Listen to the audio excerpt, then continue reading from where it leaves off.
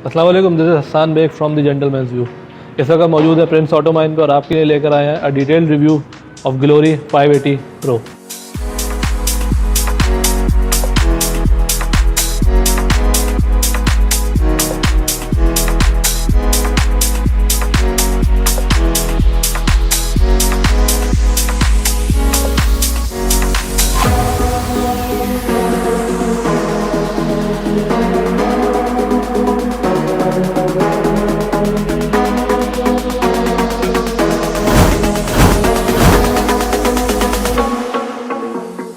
This का is a product of partnership between DFSK and Prince.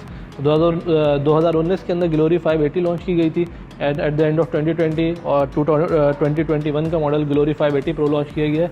इसकी चैसीज और power train बिल्कुल सेम है ग्लोरी 580 से, और जो चीज़ें डिफरेंट हैं वो आपको रिव्यू के बीच में बताते जाएंगे क्या क्या चीज़ें इसके अंदर नई यूज़ की गई हैं। अच्छा, गाड़ी के एक्सटीरियर लुक की बात करें तो गाड़ी का ओवरऑल लुक जो है वही काफ़ी एलिगेंट है, और अगर पर्टिकुलरली फ्रंट की बात करें तो इसकी रिजेम्बलेंस किसी भी मार्केट के अंदर जो गाड़ी अवेलेबल है उससे नहीं हो रही है, which is a good thing. अगर हम इसकी सेंटर में ग्रिल की बात करें तो this is a starlight grill जिसके अंदर क्रोम से हाईलाइट्स हैं which is giving it a very attractive look. Centre के अंदर DFSK की बैजिंग है और नीचे कैमरा दिया हुआ है 360 डिग्री कैमरा। इसके बारे में हम बाद में डिटेल में बात करेंगे। अगर आप देखें तो बम्पर के ऊपर काफ़ी प्रोमिनेंट करेक्टर लाइंस दी गई हैं और बड़ा इसका ज़बरदस्त पेंट फिनिश है जो कि नो डाउट मेंशन करना चाहिए because it is a Lahore assembled car. अगर हम इसकी हेडलाइट्स की बात करें तो these are tetra housing headlights जिसके अंदर 2 नॉर्मल मोड और 2 हाई बीम के लिए हैं। गाड़ी के अंदर सीक्वेंशियल रनिंग LED लाइट्स हैं और DRLs हैं। गाड़ी के अगर नीचे आ जाते हैं तो these are fog lamps which also acts as a cornering light.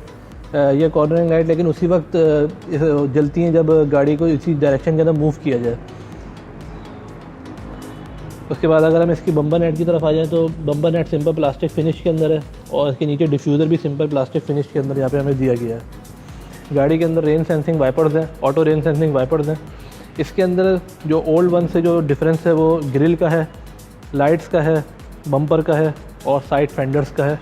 ये अगर हमसे फ्रंट की बात करें तो उसके बारे में बताते हैं तो ये लास्ट वाले से ये चीज़ें इसके अंदर चेंज है। और moving on to the side profile, अगर साइड प्रोफाइल के ऊपर आए तो सबसे पहले अगर जो नोटिसेबल डिटेल है वो है इसके 18 इंच साइज़ रिम्स जो कि एलुमिनियम और गन मेटल फिनिश के अंदर है, जो इसको काफ़ी ज़बरदस्त लुक दे रहे हैं। पहले इसके रिम्स का कुछ और डिज़ाइन होता था जो कि थोड़ा सा बोरिंग था, लेकिन ये काफ़ी अट्रैक्टिव लुक है इस गाड़ी के अंदर।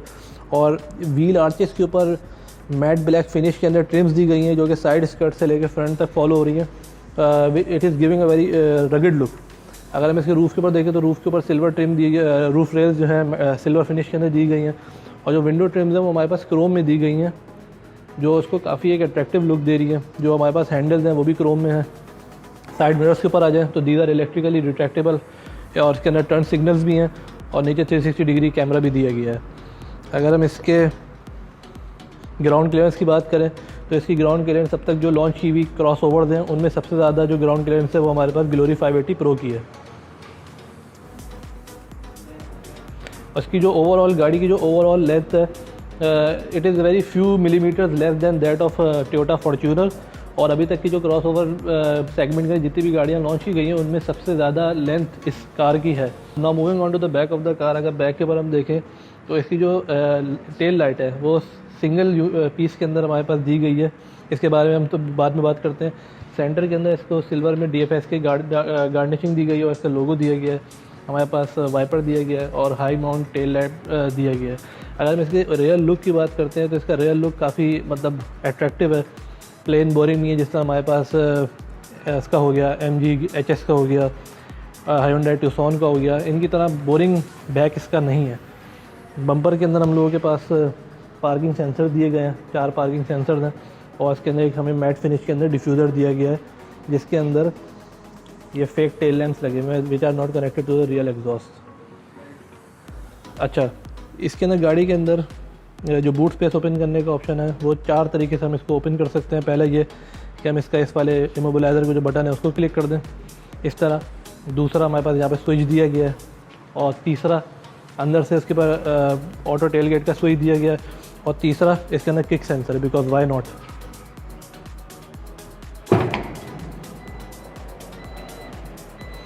अच्छा, अब आपने चीज़ नोट की होगी कि जैसे ही इसका टेल गेट ओपन हो गया तो इसकी हैज़र्ड लाइट्स यहाँ जलना शुरू हो गई हैं। इसका हाईवे रूलिंग होती है कि जब गाड़ी हाईवे के ऊपर हो तो इसकी हैज़र्ड लाइट्स प्रोमिनेंट होनी चाहिए। जब इसकी लाइट सिंगल यूनिट में है तो अब जब ये टेल गेट ऊपर चला गया तो लाइट इसके साथ ऊपर चली गई और हमें हैज़र्ड्स इसकी विजिबल नहीं है।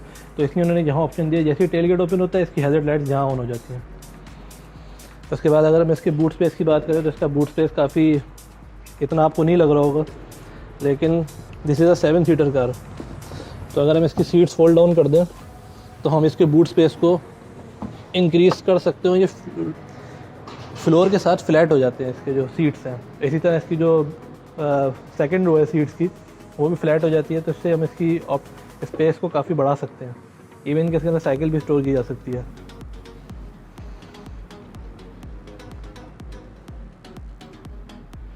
इसके अंदर बात करें तो हमें यहाँ पे छोटी सी हाउसिंग दी गई है, बूट सेपरेटर दिया गया है। इसका जो व्हील है वो नीचे चेन से लगा हुआ है। बंद करने के लिए आए तो बंद करने के लिए हमारे पास वही 4 ऑप्शन है। हम इसको किक सेंसर से बंद करेंगे।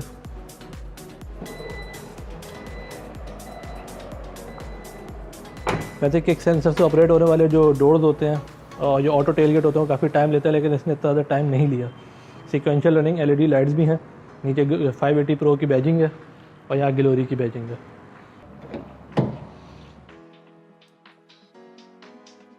रेयर सीटिंग की एक्सेसिबिलिटी की बात करें तो रेयर सीटिंग एक्सेसिबिलिटी काफ़ी अच्छी है। हेडरूम भी हमारे पास काफ़ी अवेलेबल है और लेग रूम भी हमारे पास काफ़ी अवेलेबल है। जो ये बैक फ्रंट वाली सीट्स हैं ये तकरीबन बैक हैं, बिल्कुल बैक पे हैं, और ये वाली सीट्स भी बिल्कुल बैक पे हुई, क्योंकि ये वाली जो सीट्स हैं ये भी तकरीबन 2 वे एडजस्टेबल हैं। इनको आप फ्रंट बैक और इसका रिक्लाइनर जो अपने हिसाब से एडजस्ट कर सकते हैं। अगर हम इसके डोर पैनल्स की बात करें तो डोर पैनल्स के ऊपर एक वुडन ट्रिम दिया गया है जो कि लास्ट वाले मॉडल के अंदर नहीं होता था। क्रोम में इसका हैंडल है और काफ़ी ज़बरदस्त लेदर फिनिश दिया गया है डोर के ऊपर, और soft touch hand rest type भी इसके ऊपर लगाया गया है जिसके ऊपर फ्रेंच सीम सा डिज़ाइन है। इसके अगर हम स्पीकर दिया गया है इसके अंदर, और वाटर बॉटल के अंदर तकरीबन 500 ml स्पेस के लिए वाटर बॉटल का स्पेस दिया गया है। अगर हम इसके विंडो स्विच की बात करें तो वैसे तो जो पब्लिसिटी की गई है वो ये की गई है कि जो ड्राइवर साइड विंडो है सिर्फ वो ऑटोमेटिक है, लेकिन इसके सारे डोर विंडोज़ जो हैं वो सारे ऑटो हैं। अगर हम इसकी सीटिंग की बात करें तो इसकी सीटिंग काफ़ी ज़बरदस्त है और सॉफ्ट टच लेदर है, और लेदर के अंदर सारी सीट्स हैं और इनका जो कंफर्ट है वो काफ़ी अच्छा है और काफ़ी वेलकमिंग और काफ़ी कंफर्टिंग सीट्स है।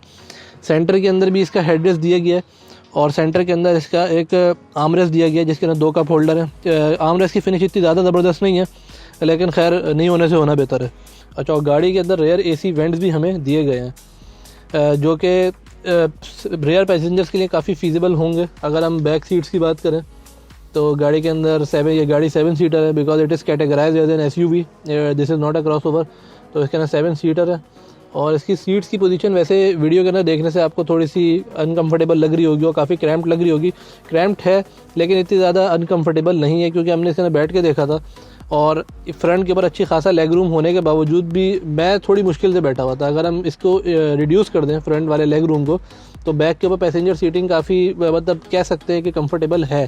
वैसे तो बच्चों के लिए यूज़ होती है, और अगर हम यहाँ की सीटिंग की बात करें तो वही बात है कि लॉन्ग रन के बाद तो वैसे भी 3 नहीं बैठे, 2 ही बैठे, लेकिन अगर सिटी के अंदर 3 बैठे तो वो कंफर्टेबली इधर से उधर रोम अराउंड हो सकते हैं इन 3 पैसेंजर्स।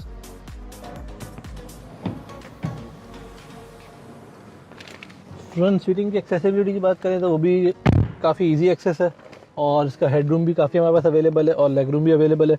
जो हमारे पास इसकी सीट्स है, जो ड्राइवर सीट है वो 6 वे एडजस्टेबल है, जो पैसेंजर सीट है वो 4 वे एडजस्टेबल है। इन दोनों के अंदर जो फ़र्क है वो हाइट एडजस्टमेंट का है, जिस तरह भी मैं इसकी हाइट इंक्रीज़ कर रहा हूँ।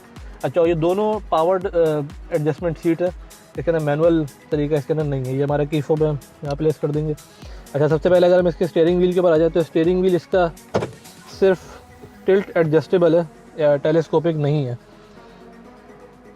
इसका जो स्टीयरिंग व्हील है वो हमारे पास लेदर फिनिश के अंदर है और स्टीयरिंग व्हील के ऊपर काफ़ी ज़बरदस्त इसकी ग्रिप है, और इसका जो स्टीयरिंग व्हील के ऊपर कंट्रोल्स हैं राइट साइड के लेफ़्ट साइड के ऊपर हमारे पास मल्टीमीडिया कंट्रोल दिए गए हैं और राइट साइड के ऊपर क्रूज़ कंट्रोल दिया गया है। क्रूज़ कंट्रोल और इसके सेंटर के अंदर DFSK की बैजिंग और लोगो है। अगर हम इसके डैशबोर्ड की बात करें तो डैशबोर्ड भी इसका लेदर फिनिश के अंदर है, सेम लेदर जो कि सीट के ऊपर यूज़ किया गया है, और फ्रेंच सीम्स का सा स्टेज दिया गया है जो कि काफ़ी अच्छा है। सेंटर में हमें फ्लोटिंग मल्टीमीडिया स्क्रीन दी गई है 9 इंचेस की। इसके अगर हम AC वेंट्स की बात करें तो उसके ऊपर एलुमिनियम फिनिश दिया गया है, प्लास्टिक है, एलुमिनियम फिनिश है। और उसके ऊपर सेंटर के अंदर वुड का काफ़ी ज़बरदस्त ट्रिम दिया गया है जो कि इसको काफ़ी एक मॉडर्न और एलिगेंट लुक दे रहा है।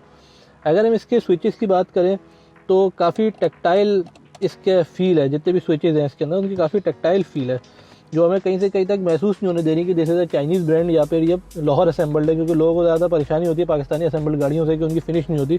तो इसके अंदर देख के इतना ज़्यादा महसूस नहीं हो रहा कि हम किसी पाकिस्तानी असेंबल्ड कार के अंदर या चाइनीज़ मैन्युफैक्चरर की कार के अंदर हम इसके अंदर बैठे हुए हैं। इसके अंदर डैशबोर्ड अगर देखें तो हमारे पास हाइड्रोलिक ओपनिंग का डैशबोर्ड के अंदर इसके अंदर कूल बॉक्स नहीं है। सेंटर आर्मरेस्ट की बात करें तो हमारे पास ऑक्सिलरी और USB पोर्ट्स हैं।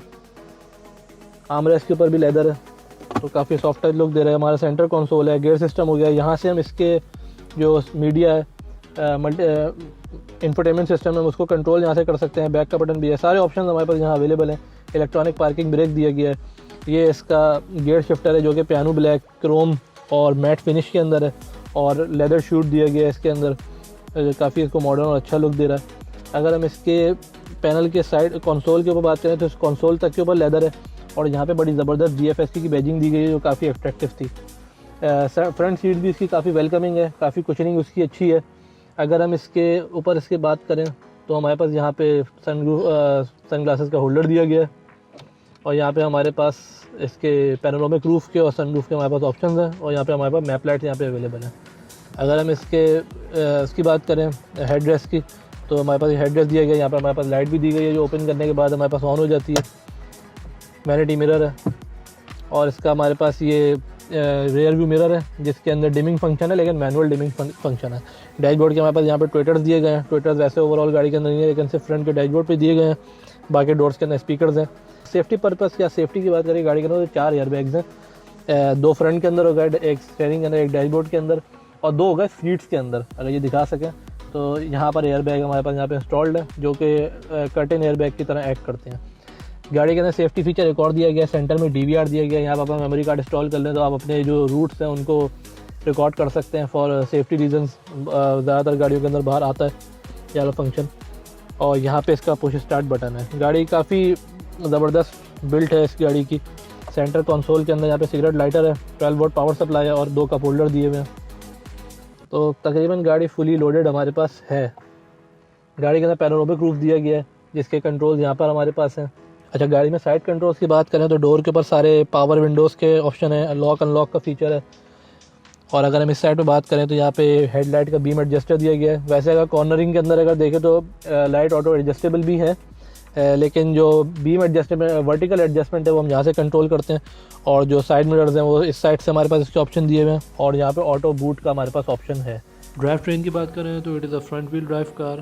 It has a 1.5 litre 4 cylinder turbocharge engine that produces 147 brake horsepower and 220 Newton meters of torque. It has a 6-speed CVT transmission जिसके अंदर टेक्ट्रॉनिक मोड भी हमारे पास अवेलेबल है। अब गाड़ी की ड्राइव की बात कर लेते हैं। तो जैसे ही ड्राइव करना शुरू करें तो सबसे पहले जो चीज़ आपने नोट की होगी वो है इसके ऑटोमेटेड डोर लॉक्स, जो ड्राइव के 5 से 6 सेकंड बाद कार को लॉक कर देते हैं फॉर सेफ्टी रीजंस। अगर स्टीयरिंग एंगल की बात करें तो वो भी अच्छा है, क्योंकि अबाउट 35 फीट के अंदर कार फुल टर्न ले सकी है। स्टीयरिंग रिस्पॉन्स भी काफ़ी अच्छा है और बहुत ही सॉफ्ट फील है। एज यू कैन सी कि कैसे ईजिली हम इसको मूव कर रहे हैं। अब हमें मिस्टर आहत कार का वॉइस कमांड फंक्शन डेमोन्स्ट्रेट करेंगे। Hi Glory, open skylight. Sure. Hi Glory, turn on AC. Okay. और ये देख सकते हैं कि AC ऑन हो गया है।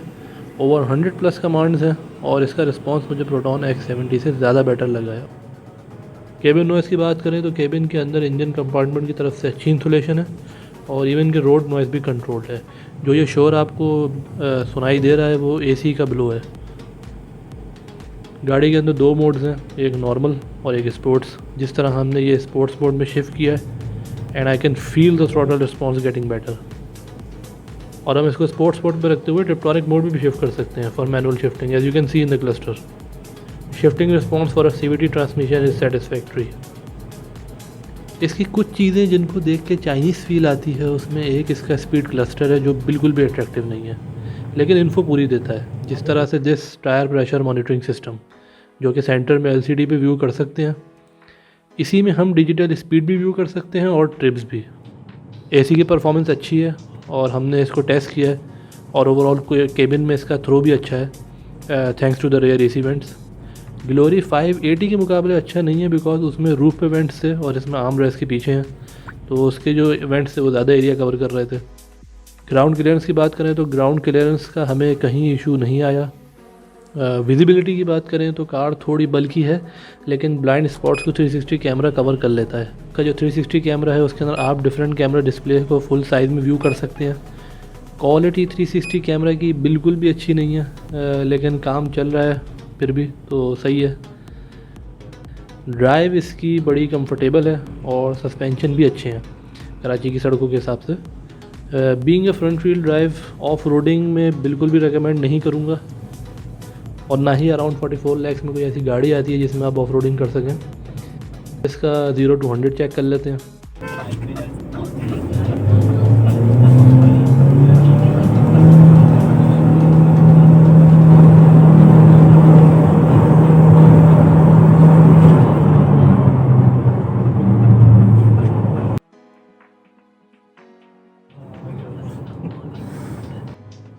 गाड़ी के अंदर इलेक्ट्रॉनिक स्टेबिलिटी कंट्रोल है जो काफ़ी इफेक्टिव है। जैसा आप देख सकते हैं हम किस तरह से लेन चेंज कर रहे हैं, लेकिन केबिन में हम एटलीस्ट कंफर्टेबल हैं। प्राइस की बात करें तो this car is cheapest SUV available in the market, लेकिन फंक्शनैलिटी के हिसाब से SUV नहीं हो सकती बिकॉज इसमें हम प्रॉपर ऑफ रोडिंग नहीं कर सकते due to it being a front wheel drive car. लेकिन जिस प्राइस और फीचर्स के साथ प्रिंस DFSK ने ग्लोरी लॉन्च की है उसमें एक अदद लिफाफा और शॉपर ही आता है with the least features. At the end, we would like to thank Prince Automine for making this review possible. Comment section में अपनी राय से आगाह करते रहा करें ताकि हम अप्रोच को बेहतर से बेहतर बनाएं। मिलते हैं आपसे नेक्स्ट वीडियो में, तब तक के लिए फ़ी अमान अल्लाह।